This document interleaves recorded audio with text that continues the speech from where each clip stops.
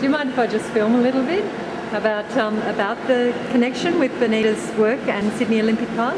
Oh, no, go right ahead. Yeah. So it was, you actually paid for the work, commissioned the work to Yeah.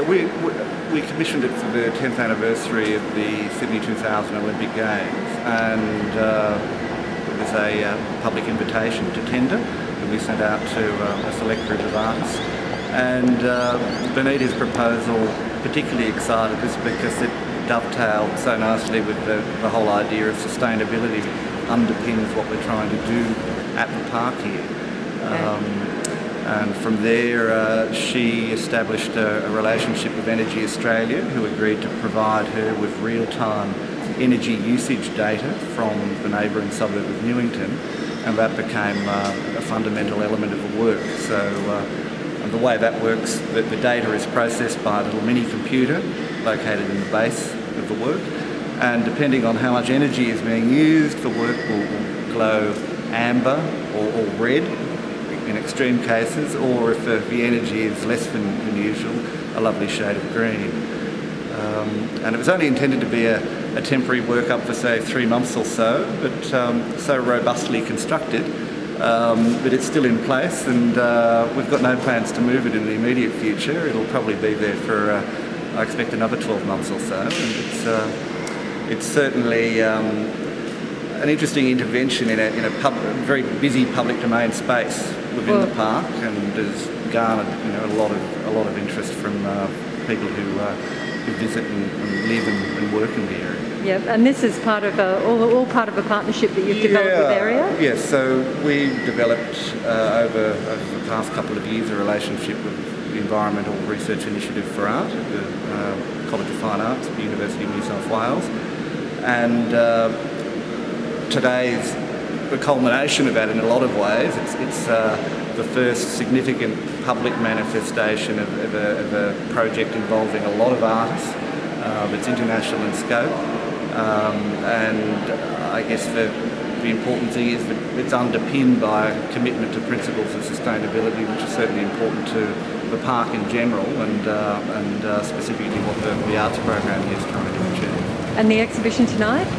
The exhibition tonight, Buffer Zone, was an idea pitched to us by Alan when we thought of it. Well, how can we do something significant using the Armoury space that Alan, of course, is familiar with, because he's actually created a work for the precinct some years ago, so he knows the place.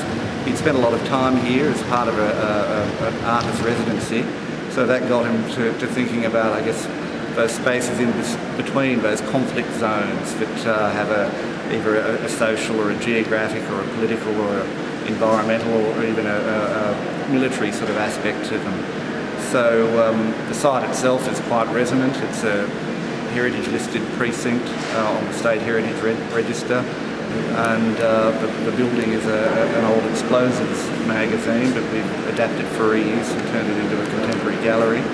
So we've essentially given it over to Alan and his colleagues, and Ihor Holobiski, who's visiting from Canada, and they've kind of run with it basically, and the exhibition that we're opening tonight is the fruit of their labours. Well, there's certainly a lot of development going on at Sydney Olympic Park with the arts, because there's also the artist residencies as well. Yeah, and what's particularly good about this exhibition, I guess, is that 5 of the international artists involved have been living and working on site for the past 2 weeks or so, fabricating their pieces, overseeing the installation of their pieces, in some cases actually creating the works in situ.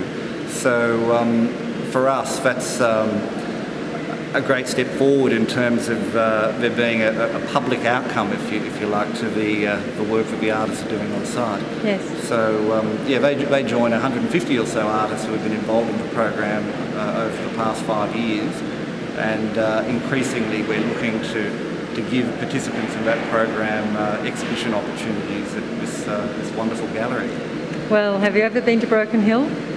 I have. I've only passed through many years ago as an 18-year-old on a bike trip around the country. But I do have a number of very good friends who hail from the hill, who grew up there and speak very fondly of it. But I'd certainly like to get out there and have a look-see. You're invited anytime you like to come out. Okay. Well, look, I might just take you up on that. All right, thank you. The place where the exhibition is held is in a buffer zone, an area in between Old Military Centre and a nature reserve. It's this buffer area that the Sydney Olympic Park Authority are reserving just to keep people and nature apart. So we had, you know, the artists have flown in here, and out in Broken Hill we have that connection, of course, with Susan in Broken Hill. Two of the artists have managed then to come out to Broken Hill and speak and engage with the community. One of the artists, Annetta, had a front page in the Broken Hill paper the other day. So we're really happy with that, and finally we're very happy that we're getting this sort of relationship with Broken Hill and Broken Hill Inc. that we expected would have happened about a year ago, because we had now people working with Benita Ely on a large public sculpture out the front of the train station here that has quite a presence, and we're getting some artists going back out to Broken Hill to engage with the community. And you'll get Sarah Ironmonger from Ireland, who's coming out in 2 days' time. That's the beginning of May. So we're hoping that this continues now, and of course Susan has managed to come here to see what we're doing and attend the opening, which was lovely. So we're getting a bit of cross-pollination happening. Next I hope to come out myself and talk to people and work out in Broken Hill, and with luck we'll get a few artworks out there as well. In getting the artworks out to Broken Hill, how do you imagine that would come about? Would it be like a touring show, an exhibition through the regional gallery? It would be lovely to approach the regional. I mean, it would be lovely. My thought is that probably the regional has an agenda that's set far in advance. I'd like to do that. I'd like to show them what we've got.